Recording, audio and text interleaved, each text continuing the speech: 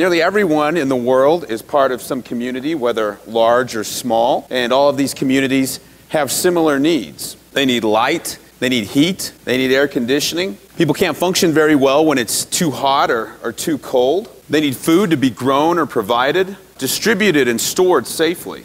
They need waste products to be collected, removed, and processed. People in the community need to be able to get from one place to another as quickly as possible. And a supply of energy is the basis for all of these activities. Energy in the form of electricity provides light and air conditioning. Energy in the form of heat keeps us warm, and energy in chemical form provides fertilizer, drives farm machinery, and transportation energy. Now, I spent 10 years working at NASA. In the beginning of my time there in 2000, I was very interested in communities, but this is the kind of community I was thinking of. A lunar community. It had all of the same needs as a community on Earth would have, but it had some very unique constraints. And we had to think about how we would provide energy for this very unique community. There's no coal on the moon. There's no petroleum. There's no natural gas. There's no atmosphere. There's no wind either. And solar power had a real problem. The moon orbits the Earth once a month. For 2 weeks, the sun goes down and your solar panels don't make any energy.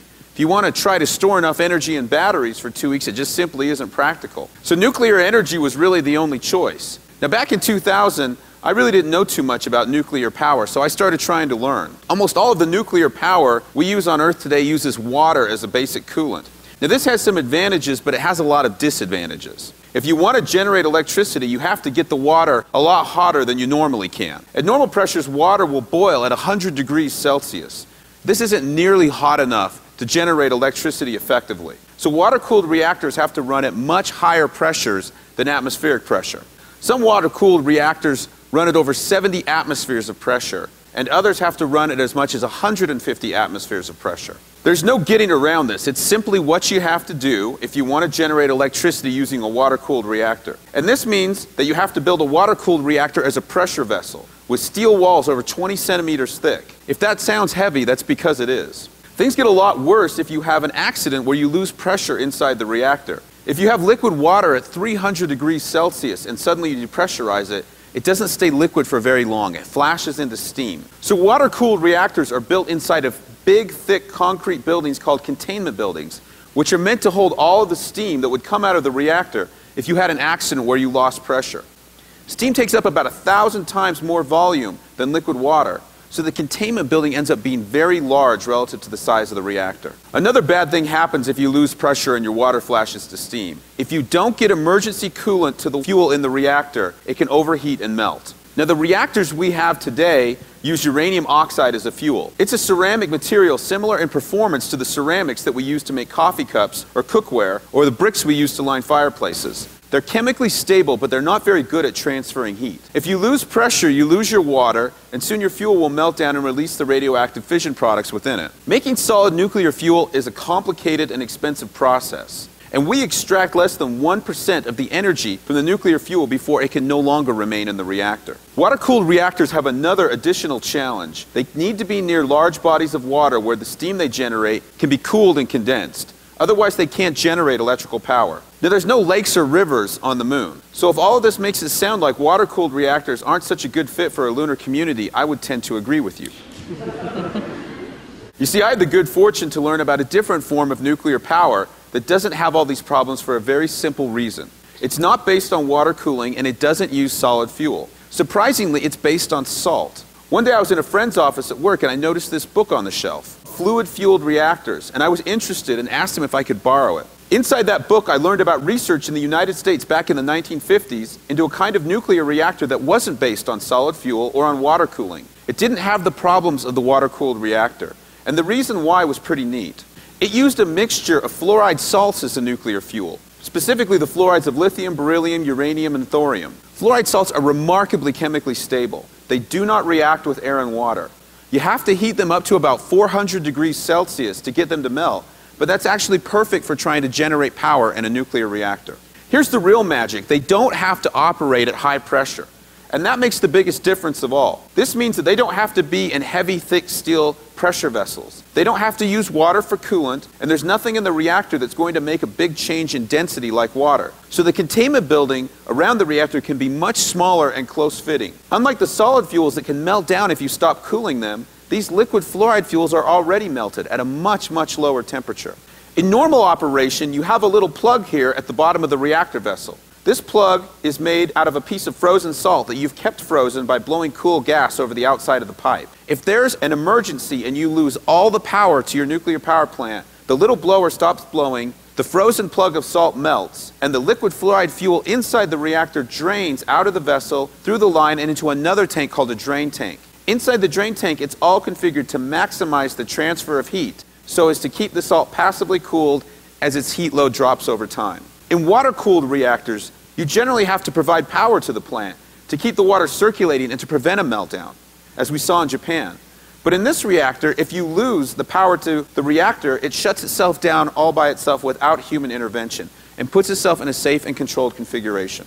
Now, this was sounding pretty good to me, and I was getting excited about the potential of using a liquid fluoride reactor to power a lunar community. But then I learned about thorium, and the story got even better. Thorium is a naturally occurring nuclear fuel that is 4 times more common in the Earth's crust than uranium. It can be used in liquid fluoride thorium reactors to produce electrical energy, heat, and other valuable products. It's so energy dense that you can hold a lifetime supply of thorium energy in the palm of your hand. Thorium is also common on the moon and easy to find. Here's an actual map of where the lunar thorium is located. Thorium has an electromagnetic signature that makes it easy to find even from a spacecraft. With the energy generated from a liquid fluoride thorium reactor, we can recycle all of the air, water, and waste products within the lunar community. In fact, doing so would be an absolute requirement for success. We could grow the crops needed to feed the members of the community even during the 2-week lunar night using light and power from the reactor. It seemed like the liquid fluoride thorium reactor, or LIFTR, could be the power source that could make a self-sustainable lunar colony a reality. But I had a simple question. If it was such a great thing for a community on the moon, why not a community on the Earth? A community of the future, self-sustaining and energy independent. The same energy generation and recycling techniques that can have a powerful impact on surviving on the moon could also have a powerful impact on surviving on the Earth. Right now we're burning fossil fuels because they're easy to find and because we can. Unfortunately, they're making some parts of our planet look like the moon. Using fossil fuels entangles us in conflict in unstable regions of the world and costs money and lives. Things could be very different if we were using thorium. You see, in a LIFTR, we could use thorium about 200 times more efficiently than we're using uranium now. Because the LIFTR is capable of almost completely releasing the energy in thorium, this reduces the waste generated over uranium by factors of hundreds and by factors of millions over fossil fuels. We're still going to need liquid fuels for vehicles and machinery, but we could generate these liquid fuels from the carbon dioxide in the atmosphere and from water, much like nature does. We could generate hydrogen by splitting water and combining it with carbon harvested from CO2 in the atmosphere, making fuels like methanol, ammonia, and dimethyl ether, which could be a direct replacement for diesel fuels. Imagine carbon-neutral gasoline and diesel, sustainable and self-produced.